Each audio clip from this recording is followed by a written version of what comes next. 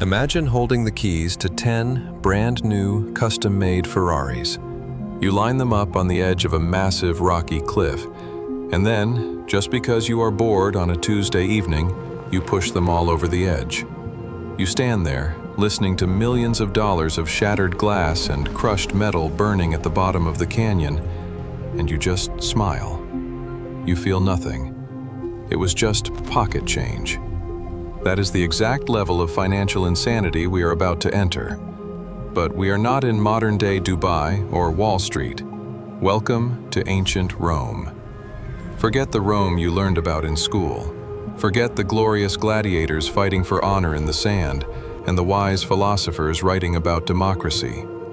We are stepping into the dark, twisted reality of the ultra-rich, the 1% of the 1%. The ancient billionaires who possessed a level of wealth so grotesque, so completely disconnected from human suffering, that it actually broke their minds. Before we step inside his marble mansion, a quick warning. The history we uncover on this channel is not the sanitized version you learned in school. It is brutal, it is uncensored, and it is entirely real. If you want to explore the darkest, most insane corners of human wealth and survival every single week, hit the subscribe button right now. Join us. Done? Good. Let's step into the dark. Imagine a Roman billionaire. It is the middle of the night. He is lying on a slanted dining couch made of solid bronze, covered in imported purple silk. He is sweating heavily. His breathing is shallow. His stomach is stretched to its absolute biological breaking point. Over the last 4 hours, he has violently devoured the roasted tongues of exotic flamingos and the soft brains of ostriches. But this dark feast is far from over. There are still 20 massive courses waiting in the kitchen. His body is screaming at him to stop. So, what does he do? He simply snaps his fingers. From the shadows, a trembling slave steps forward. In his hands, he carries a heavy bowl made of solid silver. In his other hand, he holds a single, vibrant peacock feather. The billionaire opens his mouth. He does not even sit up. The slave carefully reaches inside the billionaire's mouth and gently tickles the very back of his throat with the feather. And right there, in the middle of the dining room, surrounded by laughing friends, he violently vomits. He empties his entire stomach directly into the priceless silver bowl. Another slave immediately rushes in with a warm, perfumed towel. He wipes his master's mouth, cleans the disgusting mess, and takes the bowl away. The billionaire takes a sip of chilled wine. He smiles. He is completely empty again. And he goes right back to the table, ready to eat another 10 pounds of meat. The famous Roman philosopher Seneca witnessed this exact nightmare. He wrote about these elites with absolute disgust, saying, "They vomit so they can eat, and they eat so they can vomit." You have to understand something crucial. This was not a secret eating disorder. This was a public status symbol. Food was no longer used for nutrition. Food was a weapon. It was a tool of psychological dominance. This was how you proved to the empire that you had more money than God. You consumed the rarest things on the planet, and then you literally threw them up, just to prove you could afford to waste them. But we have to ask a terrifying question. What actually happens to a human soul when the entire world becomes your personal disposable buffet?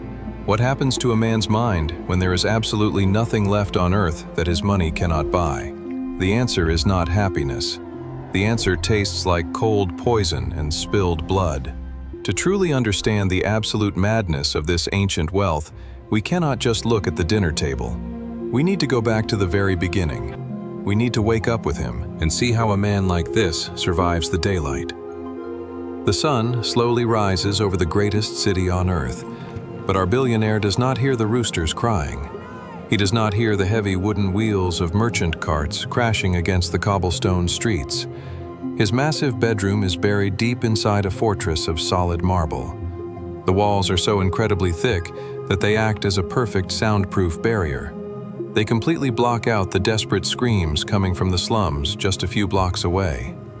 Right now, in the freezing morning air, over 1 million poor Roman citizens are waking up to the horrible smell of open sewers human waste, and rotting garbage. A poor man in Rome will wake up today and work 16 hours of back-breaking physical labor. He will clean public toilets or carry heavy stones, all while praying he makes just enough money to buy one single piece of hard, moldy bread. A piece of bread so disgusting that today you would not even throw it to the pigeons in a park. But inside the billionaire's silent bedroom, the air is warm. It smells like sweet lotus oil and expensive perfumes imported directly from the markets of Egypt. Our billionaire finally opens his eyes, but he does not move a single muscle. He does not get out of bed, because he does not need to. Every single limb on his body has a specific human being assigned to it. One slave washes his face with scented water.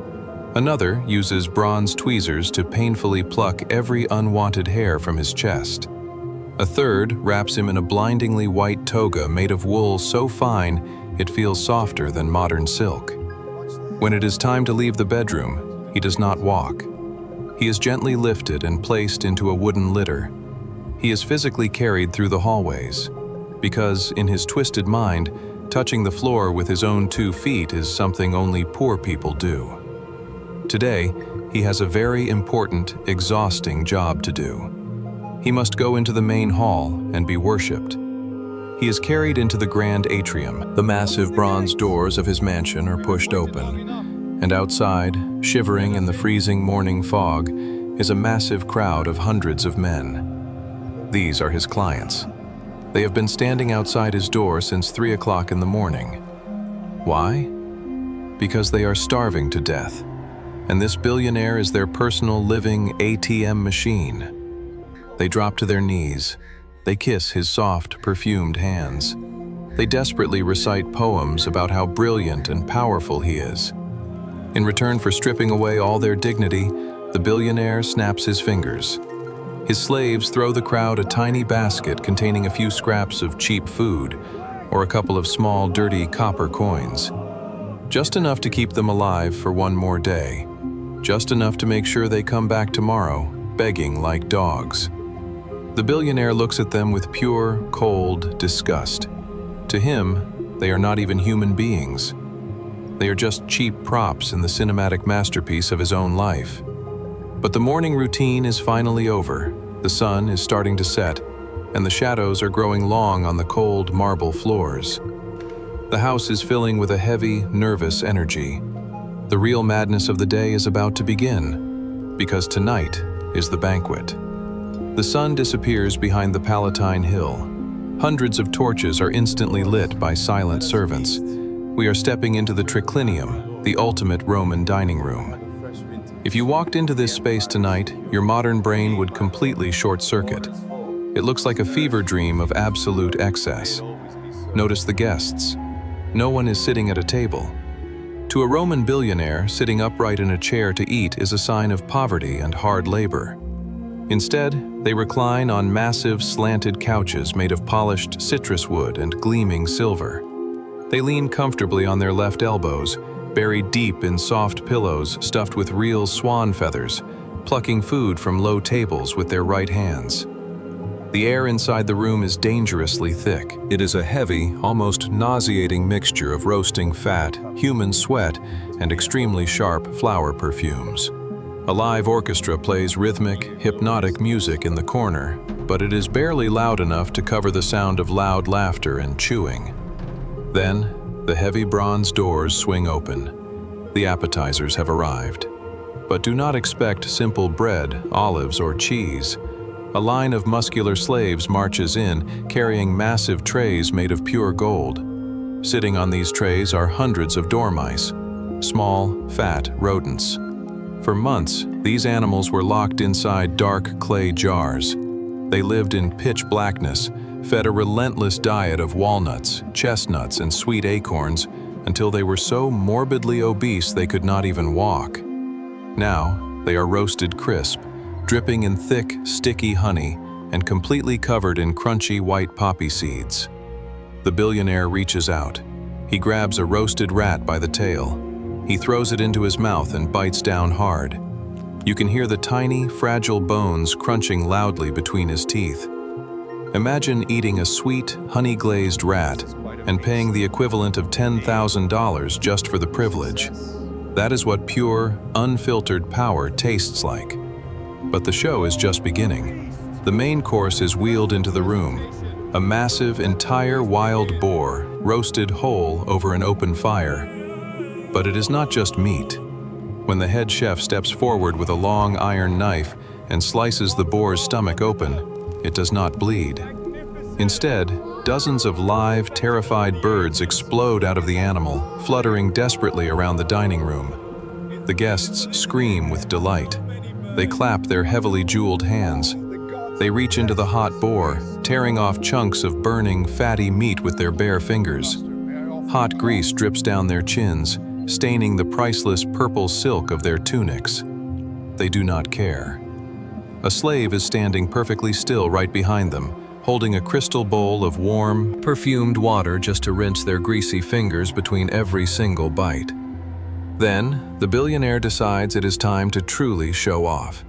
He raises his right hand and gives a tiny, secret signal to the guards. Suddenly, there is a loud mechanical grinding noise. The massive wooden panels of the ceiling right above the guests begin to slide open. Thousands upon thousands of fresh, dark red rose petals start falling from the hidden roof. It looks incredibly beautiful for a few seconds, like dark red snow. But the petals do not stop falling. They cover the expensive meat.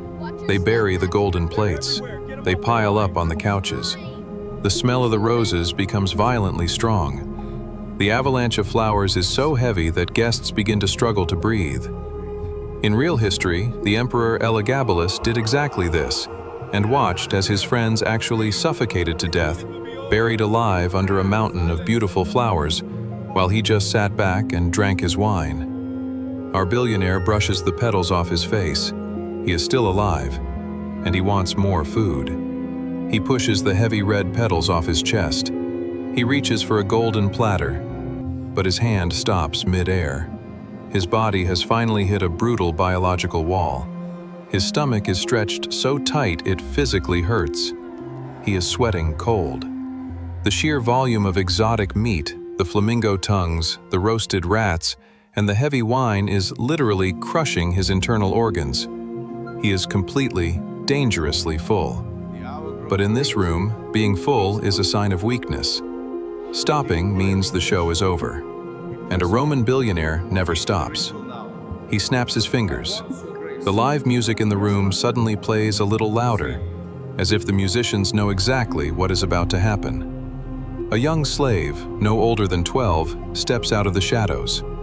He is holding the heavy silver bowl and the beautiful, colorful peacock feather. Look around this dining room. Half of the guests are doing the exact same thing. They lean their heads dangerously over the edge of their priceless silk couches.